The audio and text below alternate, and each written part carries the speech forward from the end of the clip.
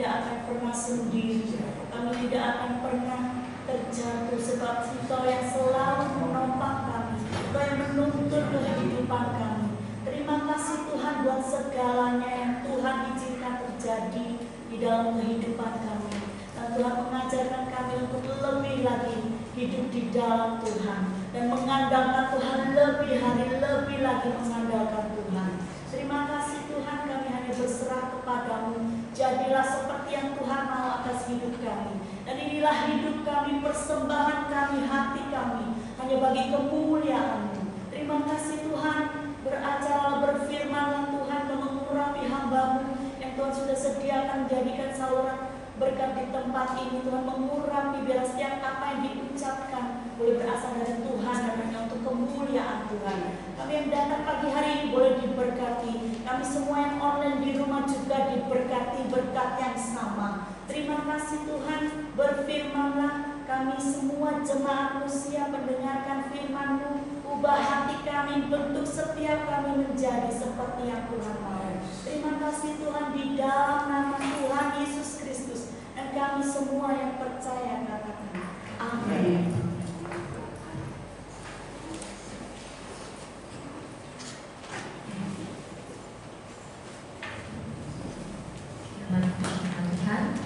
Firman Tuhan hari ini yang disampaikan oleh Bapak Pendeta Widi Prasetyo, Bapak Widi adalah Gembala Sidang Bening Baptis, Gereja Baptis, dan juga dosen dari anak mahasiswa SPDI. Aku saya serahkan kepada Bapak.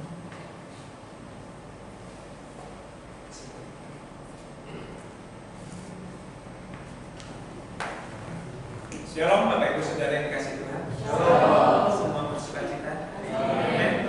Masih punya pengharapan? Haleluya. Ya, yang terpenting iman dan pengharapan tidak boleh bergeser dalam kehidupan saya dan Bapak Ibu Saudara. Oke? Saudara, kemarin saya jam berapa ya? Setengah 11 ya. Jam 11 saya datang ke salah satu jemaat. Nah, kami sudah lama semenjak mau hari raya itu belum cukur rambut saya. Wajah saya ini berubah kalau rambut saya itu panjang. Jadi saya tidak tahu kalau yang bapak-bapak berapa kali dalam sebulan cukur rambut. Saya minimal harus 2 kali. Jadi wajah saya ini familiar dengan rambut yang pendek, cepat. Tapi kalau misalnya rambutnya itu mulai panjang, bentuknya nggak karu-karuan, wajahnya jadi berubah. Ya seperti itu. Nah, waktu saya kemarin mau cukur rambut itu ada anak muda yang lagi gimbalin rambut, ya, gimbalin rambut. Ya mungkin mau disesuaikan dengan bentuk kulitnya mungkin ya. Bentuk kulitnya sudah gimbal, rambutnya gimbal supaya meh gitu ya. Ada keserasian seperti itu. Nah, saya mengatakan ini tadi hanya salah satu saja ya hal yang membuat orang itu mungkin bisa menarik. Karena secara manusia, saudara, manusia itu selalu ingin kelihatan menarik di hadapan orang lain. Ini laki-laki. Kalau laki-laki simpel ya, saya kira ya. Cuma rambut apa lagi Pak? Nggak ada ya. Karena kalau wajah sih kalau sedikit maco malah bagus ya, gitu ya. Tapi kalau perempuan itu kayaknya Bu ya, dari ujung rambut sampai ujung kaki, segala sesuatu sampai alis saja ada yang dicukur, ada yang dilukis, ada yang ditato, diapain lagi itu alis. Ini wanita ya. Jadi segala macam cara dilakukan bagaimana menarik di hadapan manusia. Ya, apalagi ada istilah Jawa katakan begini, ajine lati iku saka apa saja? Ajine diri itu saka laki. Jadi perkataan seseorang itu akan membuat dia berharga atau tidak. Ajine busana saka ajine laka saka busana ya. Penghargaan seseorang terhadap tubuhnya seperti apa itu bergantung dengan penampilan, saudara.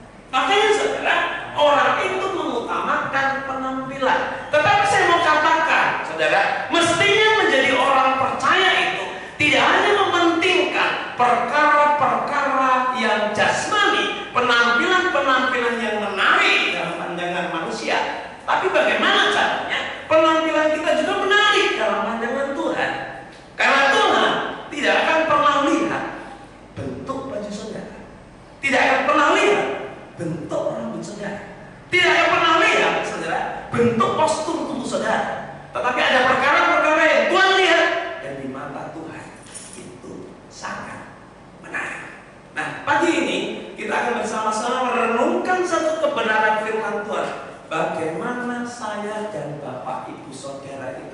menarik dalam pandangannya Tuhan. Tuhan itu pandang apa sih? Apa sih yang buat kita itu bisa menarik dalam pandangan Tuhan? Kita bersama-sama lihat di dalam Lukas pasal yang ke-8 ayat yang ke-40 sampai 50. Saudara yang bawa Alkitab, buka Alkitabnya. Saudara yang bawa HP suci, ya, buka HP sucinya. Jangan buka WA sucinya, saudara. Twitter sucinya jangan dibuka, gitu ya. Itu urusan saudara di rumah. Urusan sekarang di tempat ini adalah, ya, buka, ya, Alkitab sucinya dalam HP saudara. Oke, yang pertama saudara, saudara bisa dapatkan itu di ayat yang ke-41. Ayat 41. Saya akan bacakan buat saudara. Maka datanglah seorang yang bernama Yairus. Ia adalah kepala rumah ibadah. Profesinya sebagai apa saudara? Kepala rumah ibadah. Kalau sekarang kepala rumah ibadah itu siapa? Siapa? Kalau sekarang kepala rumah ibadah. Kepala rumah ibadah di gereja siapa? Ya Bu Pendeta lah, Pak Pendeta gitu ya. Oke. Kemudian sambil tersungkur di depan kaki Yesus, ia memohon kepadanya, ya, supaya Yesus datang ke rumah, karena anaknya perempuan yang satu-satunya yang berumur kira-kira 12 tahun hampir mati, saudara. Jadi di situ ada kepala rumah ibadah yang namanya Yairus itu, saudara, datang kepada Tuhan Yesus karena sedang mengalami masalah yang buat dia itu masalah yang sangat berat. Karena apa? Satu-satunya anaknya perempuan itu yang umurnya kira-kira 12 tahun itu, saudara, sedang alami sakit yang sangat parah dan keadaannya sudah kritis, saudara. Keadaannya sudah kritis. Dan kemudian pada saat dia mulai berjumpa dengan Tuhan Yesus, pada saat dia datang kepada Tuhan Yesus, Alkitab mengatakan sambil tersungkur di depan kaki Yesus, ia memohon kepadanya. Saudara, ada satu pernyataan Alkitab yang menarik di situ. Sambil tersungkur. Saudara tahu tersungkur ya? Tersungkur dengan bersujud itu beda ya? Next. Ya, tersungkur dengan bersujud itu beda ya? Next. Ya, beda ya? Kalau bersujud pakai lutut. Kalau tersungkur itu, saudara, dia tengkurap, saudara. Makanya kalau saudara nanti lihat dalam kamus bahasa Indonesia, tersungkur itu jatuh terjerembab dengan mukanya sampai ke tanah. Dan ini memang menjadi satu kebiasaan orang Israel. Jadi kalau mereka datang itu tidak hanya bersujud, saudara, tapi benar-benar tersungkur. Nah, yang luar biasa begini, saudara, yang luar biasa. Tersungkur itu menandakan satu sikap sebenarnya yang sungguh-sungguh di sana ya. Nah, tapi dalam kitab Talmud itu melarang seorang imam atau kepala rumah ibadah itu tersungkur, saudara. Karena apa? Jabatan imam itu sangat mulia, sangat terhormat. Kemudian kalau tersungkur itu bukti bahwa imam itu mungkin menurut pendapat kitab Talmud adalah orang yang artinya banyak dosa. Sama. Saya tidak tahu kalau di tempat ini ya, Bapak Ibu Saudara ya, kadang-kadang pemimpin pujian itu kalau lagi memimpin pujian, saya pernah dengar di gereja tertentu nggak boleh nangis. Karena orang nangis itu dijamah hatinya karena banyak dosa katanya. Jadi kalau mimpin pujian nangis, itu malah nggak rohani katanya. Oh berarti mimpin pujian nggak rohani nih, banyak dosanya, makanya disentuh Tuhan nangis, gitu ya. Atau gembala sidang, saudara, kalau mulai kena sentuh firman Tuhan, nggak boleh sampai dia maju. Apalagi kalau misalnya pengkhotbahnya bilang, siapa yang tersentuh firman Tuhan, dia silakan maju. Kemudian gembalanya maju bersujud, artinya gembalanya kurang rohani. Karena apa? Dia berarti ada perkara-perkara yang kurang beres, dia bersujud di hadapan Tuhan. Tetapi saya mau katakan buat Bapak Ibu Saudara, jelas-jelas Alkitab mencatat di sini, ini pemimpin rumah ibadah, tapi pada saat dia datang kepada Tuhan, saudara, dia tersungkur di hadapan Tuhan. Ya, dia tersungkur di hadapan Tuhan, dia rela tanggalkan semua perkara-perkara itu posisinya, popularitasnya, kehormatannya, status sosialnya, dia tidak pedulikan itu. Ya, dia tersungkur di hadapan Tuhan karena dia tahu betul, saudara, hanya Tuhanlah satu-satunya pengharapannya, dan hanya Tuhanlah tempat dia minta tolong, saudara. Dan Tuhan sedang memperhatikan dia. Karena apa? Saudara, ternyata hal yang menarik di hadapan Tuhan yang pertama itu adalah kerendahan hati. Saudara, saya percaya pemimpin rumah ibadah itu tidak hanya Yairus. Amin. Amin. Segitu banyaknya orang Israel, tidak mungkin rumah ibadahnya cuma satu. Benar? Pemimpin rumah ibadah itu berarti banyak. Tapi pemimpin rumah ibadah yang punya hati, yang punya kehidupan benar-benar, saudara, punya kerendahan hati itu Yairus. Ini yang membuat Yairus itu tercatat dalam kebenaran firman Tuhan. Saya mau katakan begini, tidak semua hal kebenaran itu pasti tercatat di dalam Alkitab. Karena kalau semua kebenaran itu pasti tercatat, peristiwa itu pasti tercatat, saudara, Alkitab kita gede banget pasti ya. Dan saya mungkin kalau mau khotbah, saudara, saya perlu 8 orang mungkin bisa jadi taruh di meja khotbah. Tetapi kalau ada yang tercatat di dalam Alkitab, satu peristiwa, satu narasi itu, saudara, pasti Tuhan punya maksud dalam cerita itu. Dan dalam hal ini Tuhan ingin menunjukkan, ingin memberikan satu hikmat, satu petunjuk buat saya dan Bapak Ibu Saudara. Kalau mau menarik di hadapan Tuhan, belajarlah saat datang kepada Tuhan itu benar-benar dengan kerendahan hati. Amin. Amin, saudara. Oke, dengan kerendahan hati. Next. Ya, Matius pasal 5 ayat yang ketiga berkata begini, berbahagialah orang yang miskin di hadapan Allah, karena merekalah yang mempunyai kerajaan surga. Jadi orang percaya itu boleh kaya nggak? Halo? Jadi orang percaya itu boleh kaya nggak? Hah? Saudara kok nggak yakin? Nggak yakin? Halo? Jadi orang percaya boleh kaya nggak? Boleh ya? Boleh. Tapi mengapa yang berbahagia kok yang miskin? Kalau itu yang kaya ini nggak ada kebahagiaan dong. Halo? Mengapa? Dikatakan di sini berbahagialah orang yang miskin. Oh, berarti boleh kaya, tapi nggak akan bahagia gitu. Jadi kalau mau bahagia, miskin aja. Apakah seperti itu, Bapak Ibu Saudara? Hah? Halo?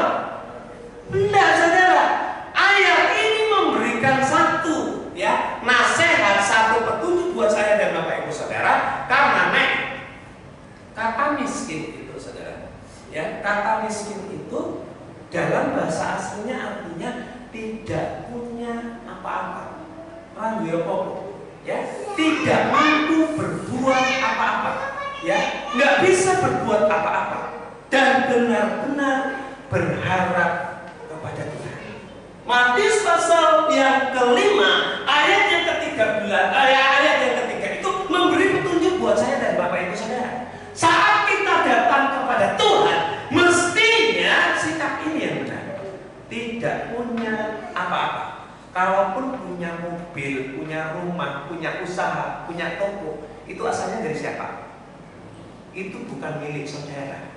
Saya dan saudara itu cuma airkosnomos, cuma penata layanan. Kita itu hanya pengelola, orang yang dipercaya. Tapi semua itu adalah milik Tuhan. Jadi pada waktu kita datang kepada Tuhan, kita nggak bisa sombong-sombong, saudara, dengan Tuhan. Ya, jadi benar-benar saya sadar, kita sadar bahwa segala sesuatu milik Tuhan. Akhirnya kita berkata, Tuhan, di hadapan-Mu kami tidak punya apa-apa yang kami bisa banggakan. Kalaupun orang punya uang banyak mungkin ya, 17 triliun, tapi kalau dibandingkan Tuhan, nggak ada apa-apanya, saudara. Jadi nggak bisa kita datang kepada Tuhan itu kemudian kita merasa kita nggak butuh Tuhan, kita merasa kita punya sesuatu yang kita bisa andalkan. Tuhan tidak menghendaki, Tuhan tidak menghargai, dan orang-orang yang seperti ini tidak menarik, saudara. Tuhan Saat saya dan saudara datang kepada Tuhan, benar-benar sadar Tuhan, tanpa Tuhan saya bukan siapa-siapa. Tanpa Tuhan saya tidak punya apa-apa, dan tidak ada sesuatu pun kemampuan yang berarti yang saya patut banggakan di hadapan Tuhan. Sikap ini saudara, kerendahan hati, ya, kerendahan hati. Kemudian next, yang selanjutnya Yesus juga berkata, berbahagialah orang yang lapar dan haus akan kebenaran, karena mereka akan dipuaskan. Yang kedua, Tuhan saudara tidak hanya merasa tidak mampu, tidak punya apa-apa, tidak ada sesuatu yang patut dibanggakan dan benar-benar diandalkan di hadapan Tuhan, tapi kemudian juga benar-benar lapar dan haus. Mengapa ada anak Tuhan? Mengapa ada orang Kristen itu pulang ke gereja dan merasa tidak dapat apa-apa di gereja? Apa? Karena dia nggak lapar dan haus. Ya, setiap ibadah memulai, saya penyembahan dengan tim musik, saudara. Kemudian saya selalu berdoa, Tuhan tolong jemaatku, tolong mereka, sertai mereka sampai di tempat ini, dan berikan mereka roh yang haus dan lapar akan hadirat Tuhan dan kebenaran Tuhan. Kenapa? Kalau orang nggak haus dan lapar, saudara, mau dikasih firman seperti apapun, saudara, dia tidak akan merasa diberkati. Ya, mengapa saudara katakan, aku mangan mbek sego, ya, cuma nasi, kemudian tempe, sambal enaknya setengah mati. Karena apa? Saudara lapar. Orang kalau lapar apa-apa jadi enak. Tapi kalau saudara udah kenyang, saudara disediakan sate, capcay, puyuh, pokoknya semua itu ada di depan saudara. Ya, saudara kenyang, mungkin saudara bilang bungkus saya, gitu kan? Iya, sempat amanah ngomong. Karena saudara udah kenyang, udah kenyang. Orang kalau sudah merasa kenyang, saudara, nggak akan saudara dia akan makan. Makanya saudara, mengapa di gereja itu ada orang rajin ke gereja, tapi kok hidupnya nggak pernah berubah? Karena dia nggak pernah nikmati makanan kebenaran itu. Setiap datang ke gereja, dia sudah merasa kenyang. Pulang tidak dapat apa-apa, saudara. Makanya Tuhan katakan juga, pada saat engkau menghampiri tahtaku, biarlah roh yang haus dan lapar akan kebenaran itu ada padamu, sehingga engkau benar-benar akan dipuas. Saudara pulang ke gereja, ada sesuatu yang berubah. Saudara pulang ke gereja, ada sesuatu yang kemudian saudara pahami, dan itu benar-benar mendatangkan sukacita, mendatangkan pengharapan saudara kepada Allah. Ya, next. Yairus datang bukan dengan formalitas dan basa-basi. Ya, bagaimana saya dan saudara? Apakah saya datang ke gereja itu supaya saya punya status? Oh iya, minggu datang ke gereja, ben dibilang orang, saya orang Kristen. Ya, ben nanti Pak Gembala, Bu Gembala nggak repot. Kan biasanya Pak Gembala, Bu Gembala itu saling absen. Walaupun diam-diam kan absennya kan nggak ada. Siapa yang nggak datang hari ini nggak ada ya. Tapi Pak Gembala, Bu Gembala itu batin, saudara. Yang batin, ini cuma aku sudah teko ini sopo, itu mesti, saudara ya. Karena hari-hari itu kan didoakan terus, itu ya Bu Gembala. Didoakan terus, saudara. Nah, masalahnya terasa didoakan atau enggak? Kalau saudara terasa didoakan oleh Ibu dan Bapak Gembala, saya yakin kecintaan saudara kepada Tuhan dan kepada Gembala saudara itu akan semakin besar. Ya, dan itu membuat saudara benar-benar cinta kepada Tuhan dan cinta kepada Gembala sidang itu, ya, kemudian saudara wujudkan untuk semakin dekat dengan Tuhan, tapi juga jaga hubungan terus dengan Gembala sidang dengan baik, saudara. Nah, jadi saudara, saat kita datang ke gereja, jangan pernah basa-basi, formalitas. Tuhan pernah tercatat orang Farisi dan ahli Taurat yang datang kepada Tuhan itu dengan basa-basi. Dia katakan apa? Ya, mulutmu memuji-muji namaku, tapi hatimu jauh daripadaku. Wadahnya di gereja, nyanyi ikut nyanyi, tapi pikirannya kemana-mana saja. Nggak konsentrasi di gereja. Tuhan nggak mau yang kayak gitu. Saat saudara memasuki gereja, saudara duduk di bangku Tuhan tidak hanya membutuhkan fisik saudara yang hidup, tapi saudara, Tuhan membutuhkan hati kita. Amin. Sehingga pada saat saudara memuji dan menyembah Tuhan yang didasari oleh kasih, yang didasari sungguh-sungguh saudara ingin memuliakan Tuhan, itu akan mendorong ekspresi saudara. Mengapa orang itu kalau memuji Tuhan ada yang nggak semangat saudara? Ya, puji Tuhan. Ya, kita gitu pandangannya kosong lagi saudara. Atau saudara-saudara kita akan sembah Tuhan, kita angkat tangan kita, ya pujiannya sudah ngepol, angkat tangannya, jangan angkat tangannya segini saudara. Kenapa? Karena nggak ada dorongan hati. Orang kalau punya dorongan hati dari Tuhan, benar-benar saya ingin mewujudkan mengasihi Tuhan, saya ingin menyatakan kemuliaan buat Tuhan, ingin samakan hati Tuhan, nggak didorong sama pemimpin pujian, dia ngangkat tangan sendiri. Amin.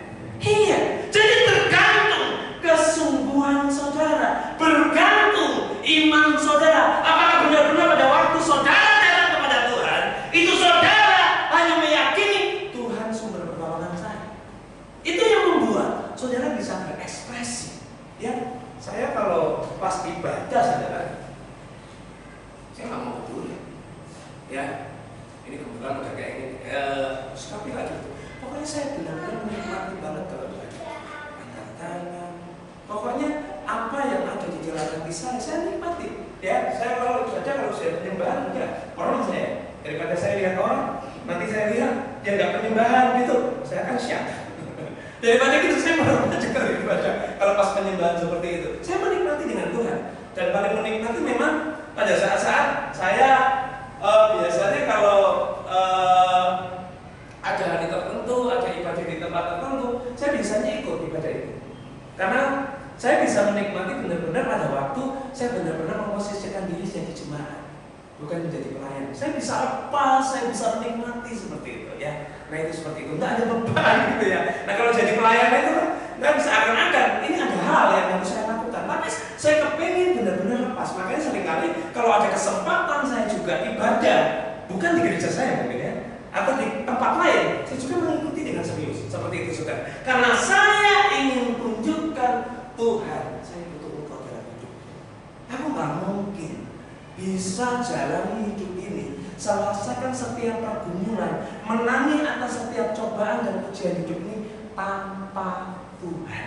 Jadi saat saya datang kepada Tuhan, saya benar-benar ya efektivitaskan, manfaatkan waktu itu sebaik-baiknya untuk saya benar-benar berserah kepada Tuhan. Amin.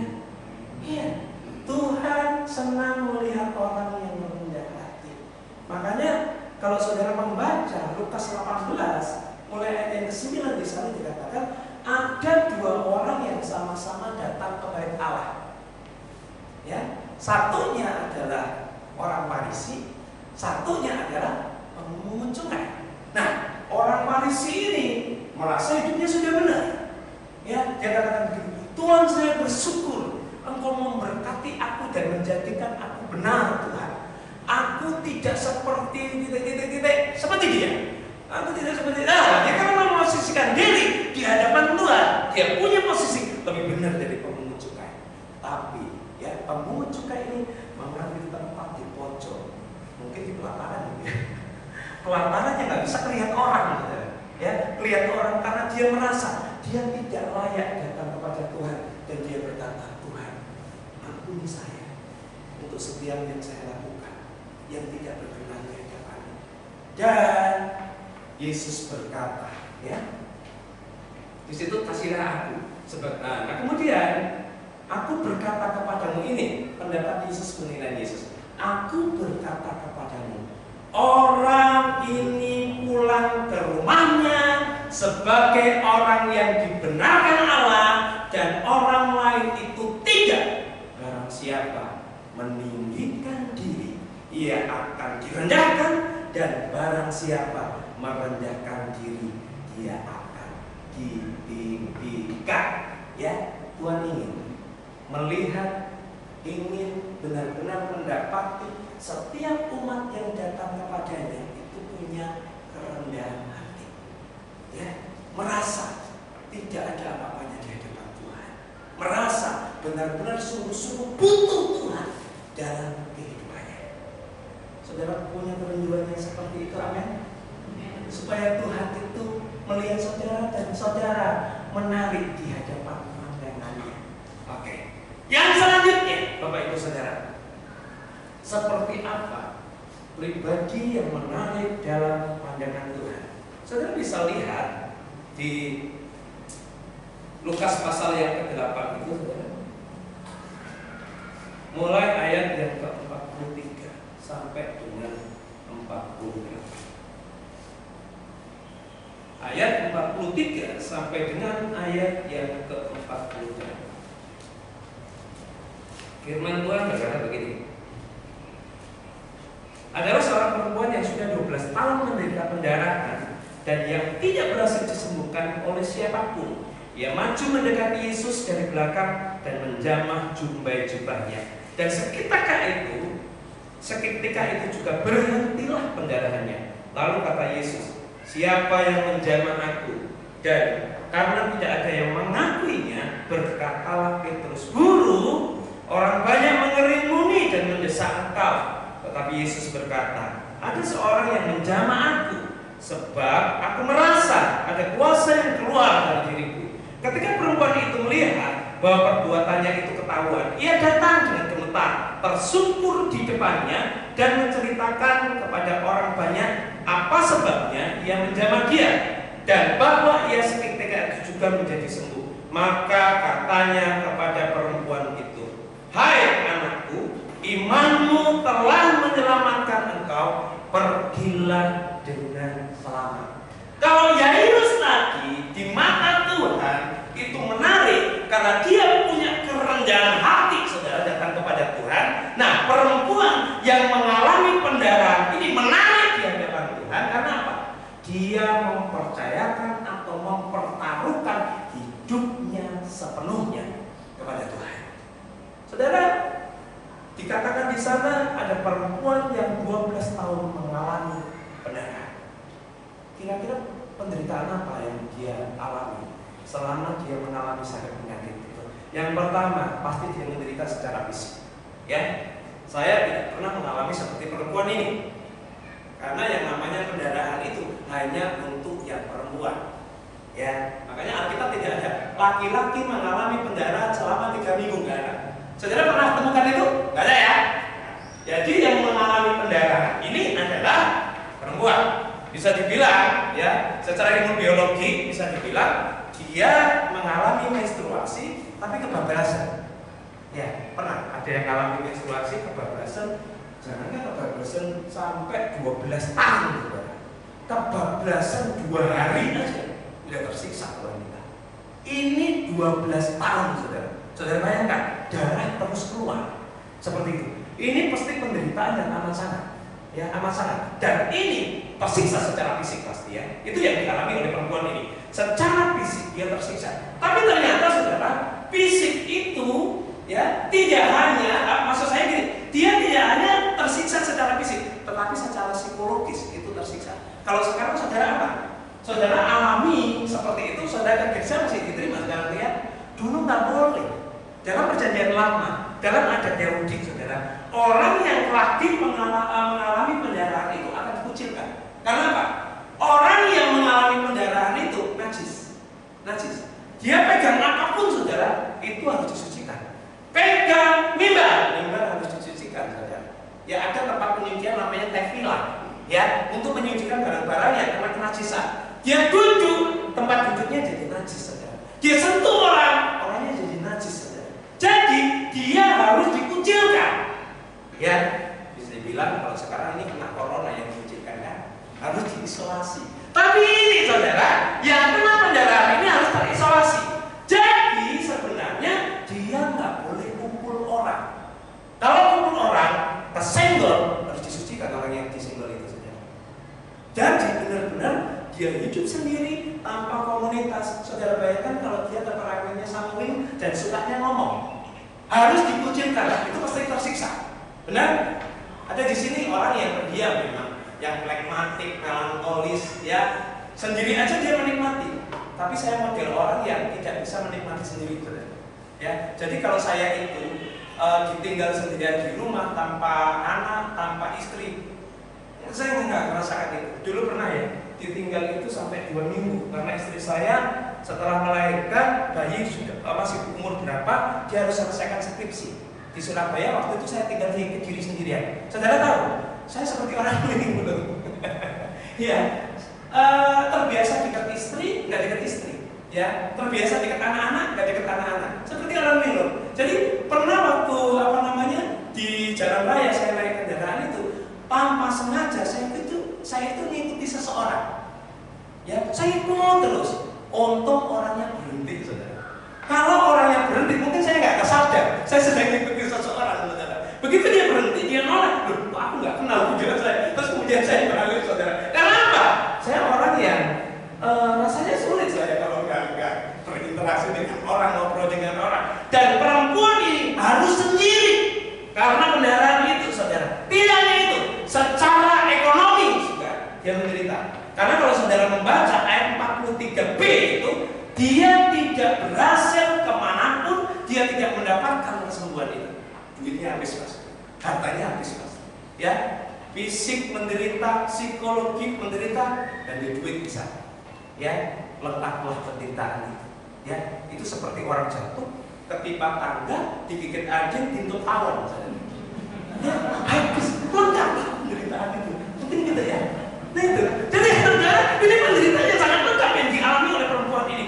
Nah, yang luar biasa kemudian di ayat yang ke-44 itu, saudara, dikatakan di sana, ia maju mendekati Yesus dari belakang dan menjamah jubah-jubahnya, dan seketika itu juga berhentilah pendarahannya. Ya, penderitaan itu yang kemudian dia mendengar ada satu pengharapan yang namanya Yesus, dan kemudian dia memberanikan diri dari isolasi itu, ya. Terus kemudian dia cari yang namanya Yesus, dan kebetulan dia ketemu. Saat dia ketemu, saudara, ada satu gerakan iman yang mungkin berkata di dalam dirinya, ya, jamah jubahnya, maka kamu akan selamat. Dan saat gerakan iman itu begitu kuat mempengaruhi dirinya, itu yang membuat dia akhirnya melangkah dengan iman. Mengapa saya katakan ini perlu, saudara? Perlu satu keberanian yang sangat besar. Karena pada waktu itu ada aturan. Kalau perempuan yang sedang pendarahan itu menjamah jubah, apalagi dia seorang rabi, seorang guru Yahudi, dan kemudian guru Yahudi ini nggak terima dijamah karena dia merasa dinajiskan, saudara, dia bisa suruh bunuh perempuan itu dengan rajam batu. Itu aturannya seperti itu. Jadi benar-benar saat dia datang kepada Yesus, saudara, dia taruhkan hidupnya, taruhkan seluruh imannya kepada Yesus. Apapun yang terjadi, mungkin dia berpikir, kalaupun aku harus mati pun, karena Yesus tidak terima, tidak apa-apa. Pokoknya aku serahkan hidup ini sepenuhnya kepada Yesus. Ini yang dilakukan perempuan ini. Resikonya berat. Kalau Yesus tidak terima, dia bisa dirajam batu sampai mati. Kok segitunya, Pak? Itu aturan dalam adat istiadat Yahudi. Karena mereka pakai kitab-kitab, salah satunya kitab Agung, kitab Talmud yang mengatur seperti itu. Saudara, resikonya besar, tapi dia percaya bahwa Yesus itu satu-satunya jalan keluar. Yesus itu satu-satunya yang bisa menolong kehidupannya, sehingga dia memberanikan diri untuk bisa menjamah, saudara, jubahnya Tuhan Yesus. Saudara, kita ada dalam keadaan yang banyak orang sampai hari ini masih ketakutan luar biasa. Sudah divaksin masih takut, karena apa? Orang yang divaksin nggak kebal corona. Benar? Dari pemberitaan yang ada, orang yang divaksin masih bisa kena corona? Masih. Saya udah divaksin, ya, tapi saya juga nggak sombong dong. Kemudian datengin orang-orang nggak usah pakai masker. Ayo, nggak apa-apa, corona nggak mungkin bisa. Bisa. Saudara, mengapa? Loh, saya punya iman, Pak. Yesus itu luar biasa, penuh kuasa, pasti corona kalah. Saudara, kita nggak bisa seperti itu. Makanya awal-awal, saudara, corona itu mulai menyerang bulan Maret, itu ada satu konsep pengajaran yang keliru. Jadi orang kalau percaya punya iman, mestinya nggak takut corona. Jadi nggak apa-apa, nggak pakai masker, punya Tuhan yang besar kok. Tanpa masker bisa, Tuhan kan bisa bekerja tanpa apapun. Kemudian juga ke gereja, nggak apa-apa ke gereja aja, nggak usah social distancing. Masa Tuhan nggak bisa menjaga? Artinya saudara, ada limit yang berubah. Kalau yang gereja itu buka, ini gereja yang rohani penuh iman. Yang gereja itu online, gereja yang nggak rohani, nggak punya iman, katanya saudara. Saya kira ini pendapat yang keliru, saudara. Karena corona itu nggak pernah lihat-lihat. Oh, ini pendeta mau aku. Ya, ini jemaat saya nggak tahu berdoa ini air. Enggak, saudara. Corona bisa menyerang siapapun. Dan orang yang kena corona itu nggak ada urusannya dengan nggak punya iman. Itu enggak. Karena penyakit bisa menyerang siapapun, saudara. Dan saya mau katakan, saudara, di tengah keberadaan seperti ini, ya, apalagi sekarang ini ya, kita udah suntik Sinovac, terus apa satunya? AstraZeneca ya. AstraZeneca. Tapi sekarang ada virus tuh, virus corona dengan jenis yang baru dari India. Sudah masuk katanya di Indonesia. Ini Sinovac gak kebal ini, ya. Astra juga gak kebal ya kayak gini. Karena ini jenisnya berbeda, saudara. Katanya seperti itu. Jadi membuat orang jadi mikir lagi. Waduh, aku mau pendek vaksin gak ada gunanya. Masa aku vaksin nanti ini loro gitu. Jadi supaya kebal semua jenis corona. Ya bisa, saudara. Nah, di tengah-tengah keberadaan seperti ini, saudara, nggak ada sesuatu yang saudara bisa andalkan. Kenapa? Tanpa saudara andalkan Tuhan. Karena Tuhan yang punya hidup saya dan Bapak Ibu saudara. Tuhan yang berkuasa penuh, berdaulat penuh atas kehidupan saya dan Bapak Ibu saudara. Segala sesuatu itu seizin Dia. Makanya satu-satunya cara saudara dalam keadaan seperti ini, kalau saudara mau aman, saudara akan benar-benar, ya, benar-benar merasakan hidup ini penuh dengan kedamaian, penuh dengan ketenangan dan penuh keamanan. Satu-satunya cara, taruh hidup saudara di tangan Tuhan. Amin. Nggak ada yang bisa saudara andalkan, nggak ada yang bisa menjamin. Saudara tanya sama dokter, Pak, kalau divaksin anti ya Pak? Enggak. Buktinya setelah divaksin, saudara tetap suruh pakai masker kan? Ada yang di sini divaksin, saudara? Yang sepuh-sepuh sudah ya? Iya, suruh pakai masker terus ya? Suruh cuci tangan terus kan? Berarti kan pada baik, Bu. Suruh jaga jarak juga kan, Bu? Iya. Berarti kan nggak menjanjikan itu. Saudara, satu-satunya hal yang menjanjikan membuat saya dan saudara aman adalah saat saudara mempertaruhkan hidup di hadapan Tuhan. Amin. Ya. Dalam keluarga, saya itu kayak paling gopokan. Gopokan itu gampang sakit. Ya. Jadi yang paling dicurigai dalam keluarga saya itu saya. Ya, ini Papa hati-hati. Ya, Papa harus bijak, Papa harus benar hati-hati. Ya, Mama saja yang ke pasar, Mama lebih kuat. Papa di rumah saja, ya. Jangan berhubungan dengan banyak orang seperti itu, ya. Tapi yang luar biasa adalah saya merasa di masa corona itu Tuhan pegang saya, Tuhan protek saya, Tuhan lindungi saya. Karena tanpa sengaja saya berhubungan dengan orang-orang yang kena corona. Bulan Desember kami harus pelayanan ke Jakarta bersama. Keponakan saya menikah, dan keponakan menikah, tim gerejanya, tim musik gerejanya itu ada yang menikah. Ya, tim musik gerejanya ini lebih memilih tim musik yang menikah, sehingga ya keponakan saya itu tidak dapat pelayanan musik dari gerejanya sana. Ya, karena dia cuma ngekos di Jakarta, tidak terlalu dekat dengan gereja-gereja yang ada. Akhirnya satu-satunya cara kontak omnya yang di Surabaya, Om minta tolong di pemberkatan nikah tim musiknya Surabaya. Puji Tuhannya memang tim musik kami tidak hanya satu, ada 3 tim musik, saudara ya. Tim musik salah satu tim musik Surabaya nanti ke Jakarta, kami ke Jakarta, saudara.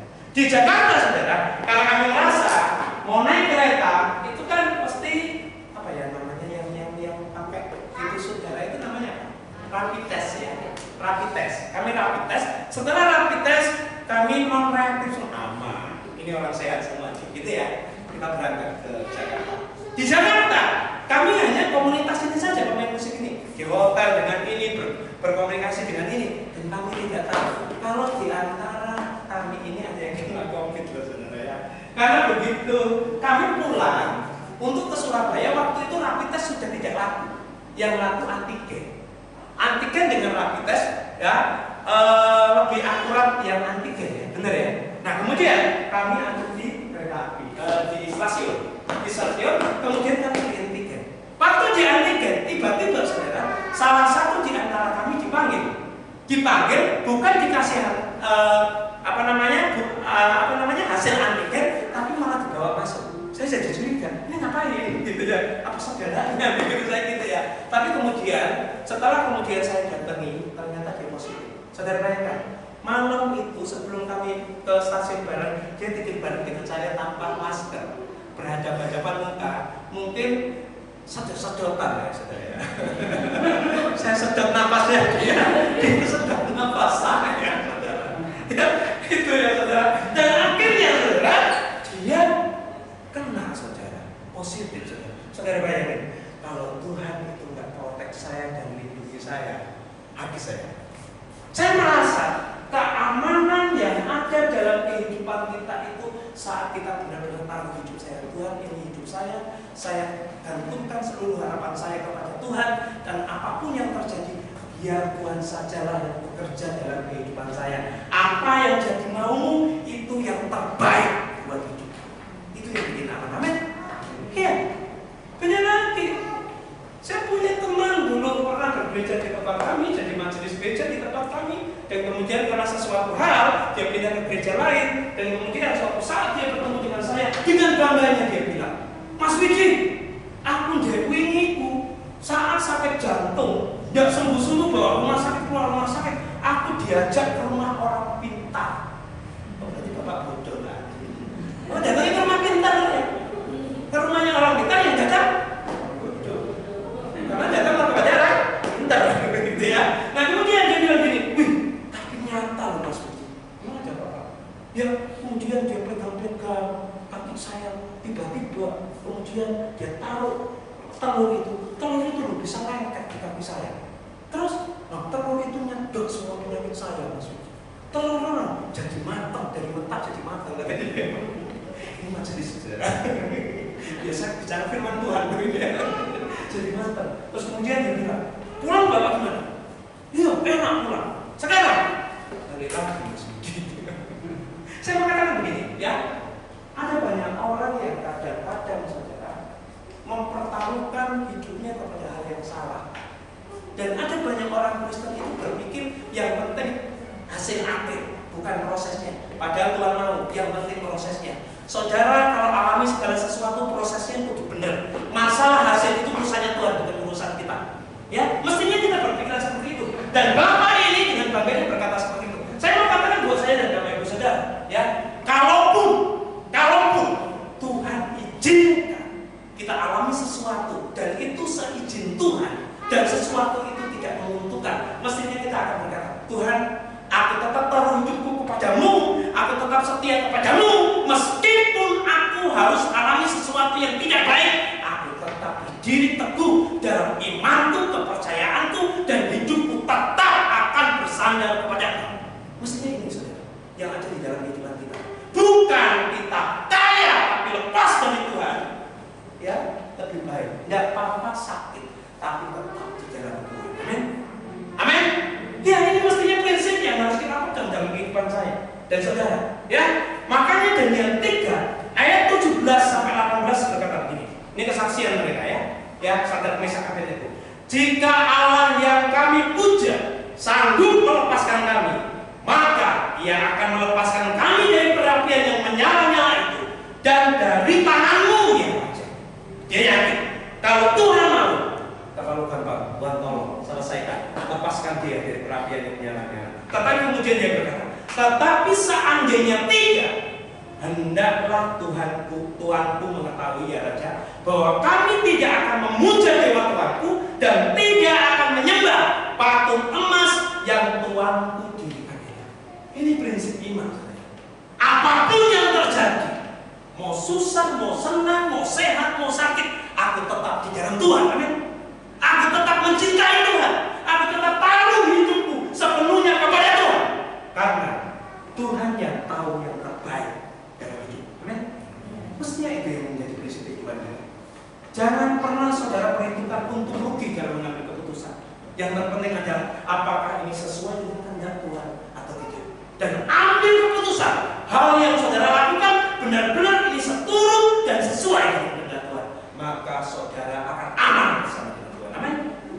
Yang ketiga saudara, Selain Tuhan melihat orang-orang yang mempertaruhkan hatinya kepada Tuhan, hidupnya kepada Tuhan, yang terakhir saudara, yang menarik di hadapan Tuhan adalah orang-orang yang teruji imannya.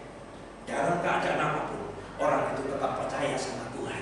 Dalam keadaan apapun, imannya tidak bergeser, imannya tidak luntur, tapi terus percaya kepada Tuhan. Dan ini diperlihatkan dari kehidupan Yairus itu. Kalau saudara membaca ayat 42 tadi, Yairus mengalami satu ujian iman. Satu, anaknya kritis. Sekarang, saudara. Yang kedua, saudara, sudah sekarang dia ajak Tuhan Yesus ke rumahnya, ada banyak orang berdesak-desakan. Otomatis langkahnya mesti terhambat. Dia nggak akan bisa bawa Tuhan Yesus secepat mungkin, benar? Kan nggak mungkin. Tuhan Yesus nggak mungkin juga, gitu ya?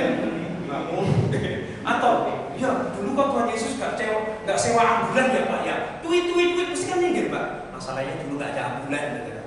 Ya, keterbatasan yang ada waktu itu ya. Jadi waktu itu dia harus berdesak-desakan. Sudah seperti itu, sudah lambat jalannya. Ada perempuan jamah jumpai Tuhan Yesus. Akhirnya macet lagi. Karena apa? Tuhan Yesus harus berkomunikasi dengan perempuan itu kan? Benar? Ya, terhambat lagi nih waktu.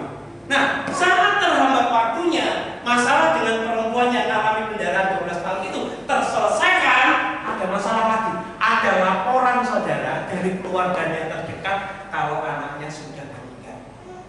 Itu ujiannya ya. Selanjutnya. Jadi saya mau katakan, next. Saya mau katakan, sudah anaknya sekarang, jalannya terhambat, kemudian jadi terlambat.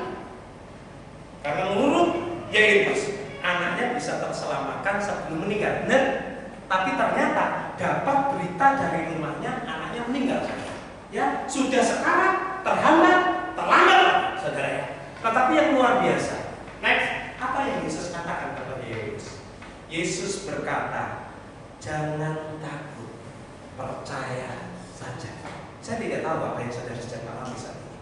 Apakah saudara juga mengalami seperti Yairus ini?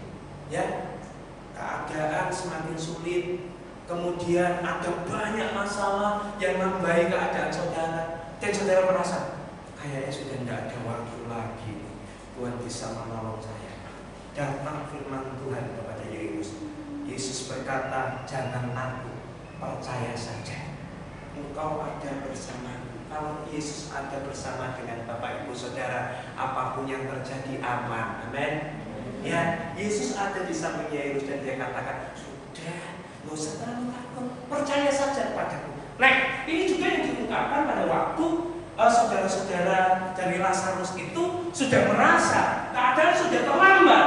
Karena Lazarus waktu itu, saudara, diharapkan Yesus datang, Lazarus masih sakit, Yesus sembuhkan sakit penyakitnya nggak sampai meninggal.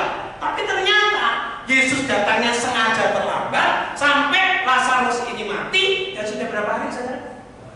Berapa? Berapa? Enggak yakin. Berusaha minggu. Berapa hari?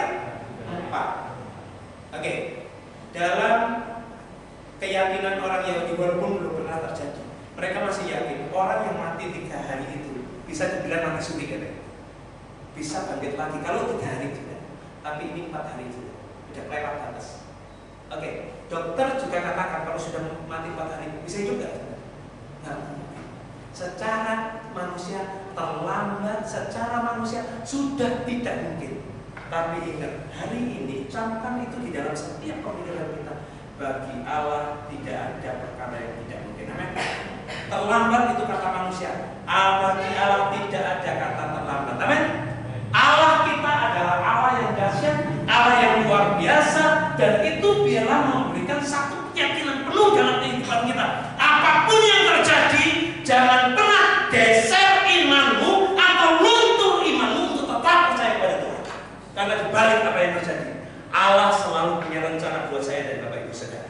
Kadang-kadang orang berpikir begini, saudara. Ya, ini batu besar banget. Ini tak dorong-dorong kok nggak pernah ya. Dia disuruh saudara dorong batu, tapi batunya nggak pernah bergerak. Ya, nggak pernah bergerak. Kemudian dia protes. Tuhan kan suruh saya dorong batu. Kalau Tuhan yang suruh, berarti kan ada sesuatu yang bergerak, saudara. Ya, bergerak Tuhan. Kemudian Tuhan ngomong sama orang itu, aku kan cuma suruh dorong batu, nggak geser batu. Karena pada waktu kamu dorong batu terus-menerus, oke, batu geser, tapi otot-otot di tanganmu semakin kuat. Jadi kalau Tuhan izinkan perkara yang ada dalam kehidupan Bapak Ibu Saudara, saudara sudah berdoa, tapi nggak dijawab oleh Tuhan. Tuhan sedang memperkuat, ya, sedang menguji supaya engkau semakin bersandar, semakin melekat, semakin sungguh-sungguh, sehingga engkau bisa punya iman yang militan, yang bisa menghadapi segala perkara yang Tuhan izinkan terjadi dalam hidupmu. Ya, itu yang Tuhan mau. Makanya saudara, Yakobus pasal yang pertama ayat yang ke-6 itu dikatakan apa? Iman itu jangan pernah, apa dikatakan di sana? Dalam iman yang jangan bimbang. Kalau saudara minta sama Tuhan, yakini pasti Tuhan sanggup. Kalau itu memang yang sesuai dengan kehendak. Karena apa? Bagi Allah tidak ada perkara yang mustahil. Saudara tahu Lukas pasal yang ke-18 ayat yang ke-8. Tuhan melihat seluruh bumi dan Tuhan ingin apakah masih ada dia mendapati orang-orang yang beriman. Apakah masih ada iman? Saudara-saudara ada di dalam keadaan yang sekarang ini banyak orang yang terguncang imannya. Ya, mulai berpikir dengan logika, dan saudara tahu di dunia barat, Amerika Serikat, banyak orang Kristen yang beralih, dulunya percaya Yesus, sekarang ateis. Karena apa? Mereka pada waktu alami sakit dalam nama Yesus nggak sembuh, mereka pikir Tuhan nggak ada. Lebih baik saya percaya dengan diri saya sendiri dan usaha saya sendiri. Ini yang terjadi saudara. Jangan sampai saya dan Bapak Ibu saudara terkena virus itu. Karena saudara tahu, apapun yang terjadi, asal Tuhan beserta kita, selalu ada jalan keluar di dalam Tuhan. Amin. Menurut waktunya Tuhan. 3 perkara yang Tuhan izinkan hari ini kita pelajari bersama-sama. Ya, menarik di hadapan Tuhan pada saat saudara datang kepada Tuhan dengan rendah hati.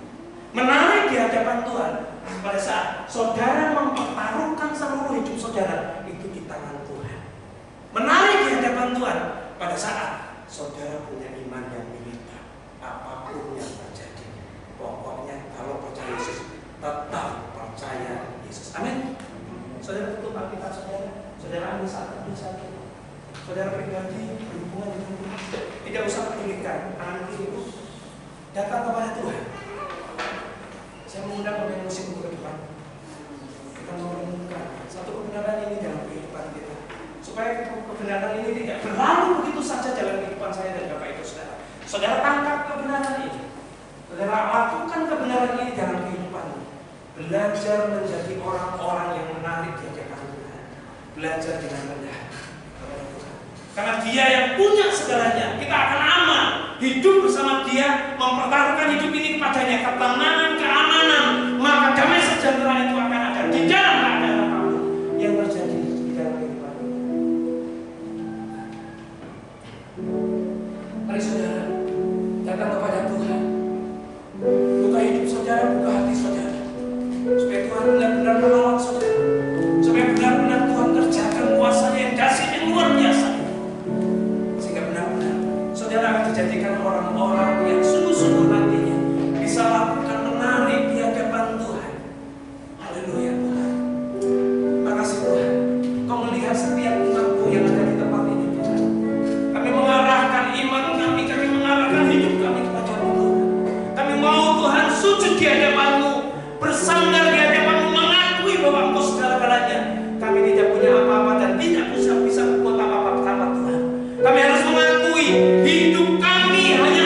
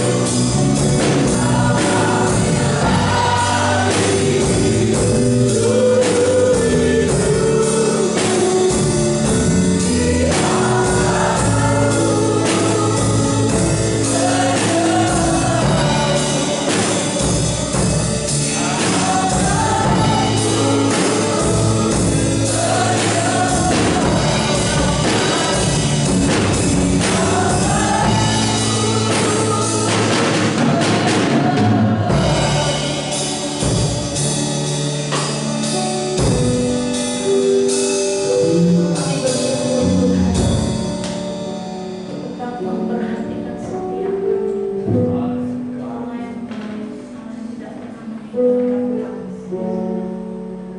Terima kasih buat firman-Mu, boleh menjadi kekuatan kami. Dan kami mau menaruh pengharapan kami di dalam-Mu. Kami mau berserahkan kepada-Mu. Terima kasih Tuhan, yang sudah memberkati hamba-Mu, sudah menyampaikan berkat firman Tuhan. Telah menjadikan kami jemaat-jemaat yang takut akan Tuhan, jemaat yang bertumbuh di dalam Tuhan. Yang terlebih kami boleh menjadi pelaku-pelaku firman. Terima kasih untuk segalanya. Di dalam nama Tuhan Yesus Kristus kami berdoa dan mengucap syukur. Haleluya. Amin.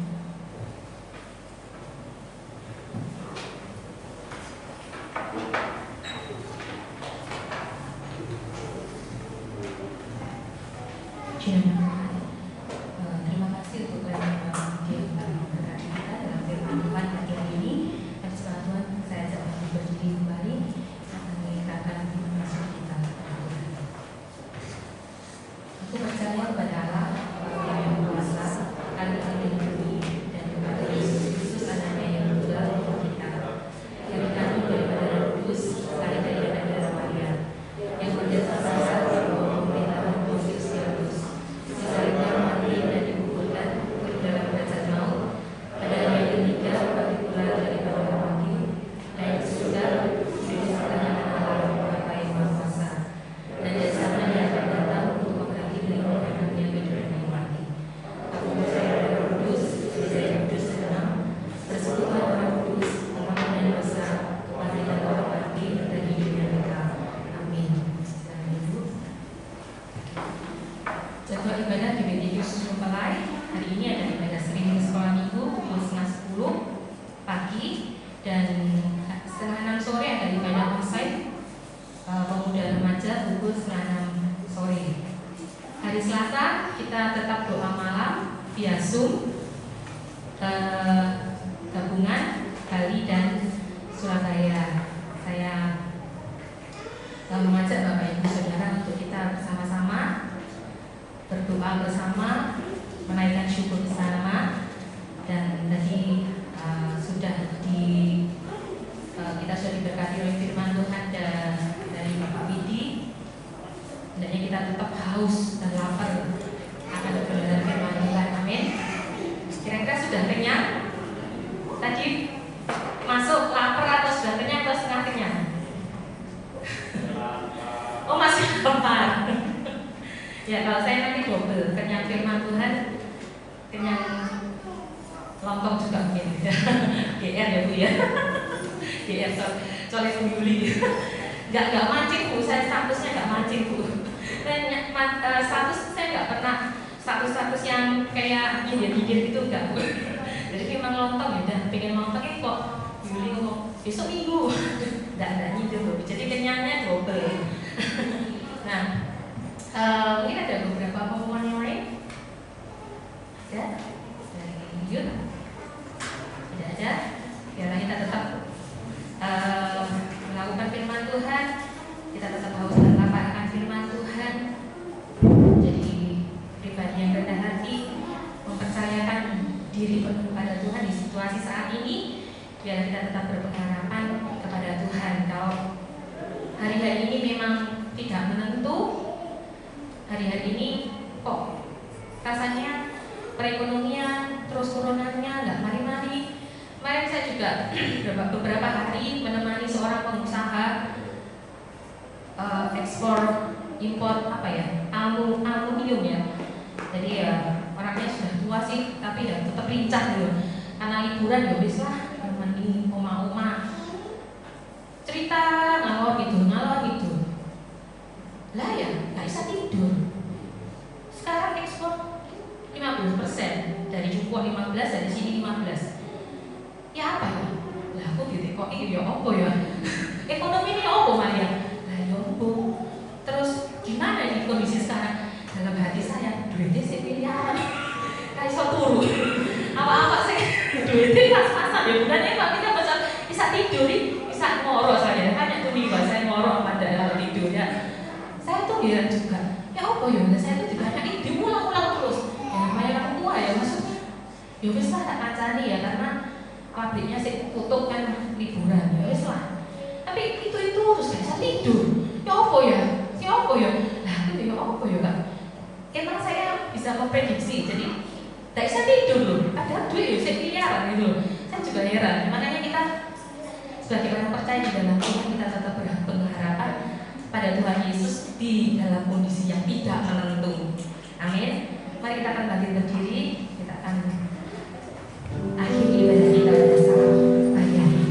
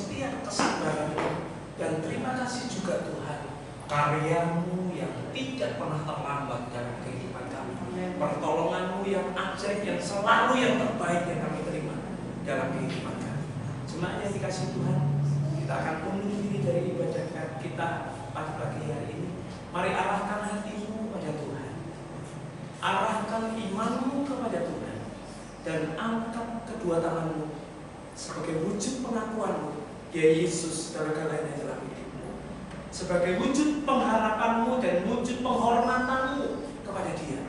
Dialah satu-satunya yang menjadi penopang di dalam kehidupanmu. Allah Tritunggal yang kami kenal dalam nama Tuhan Yesus Kristus, Allah sumber segala sesuatu yang kami butuhkan dalam kehidupan kami, Tuhan. Oleh berkat-Mu lah diberkatilah setiap keluarga kami. Engkau yang membuat kesatuan hati dan keharmonisan itu terjadi atas keluarga kami, Tuhan.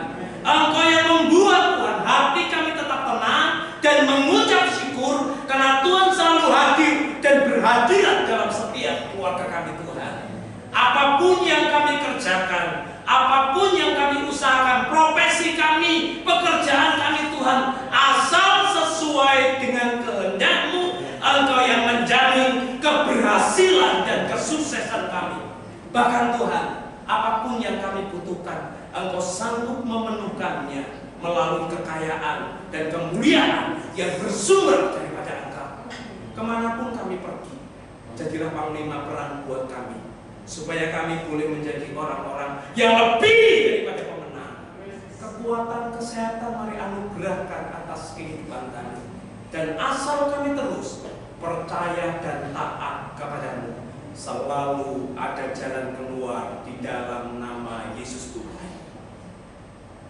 Pulanglah, bawalah damai dan sukacita yang bersumber daripada Allah Bapa, kasih sayang yang daripada Yesus Kristus, penyertaan, pertolongan, perkenanan yang daripada Roh Kudus hari ini sampai Maranatha Tuhan Yesus datang yang kedua kali. Saudara yang percaya dan diberkati Tuhan katakan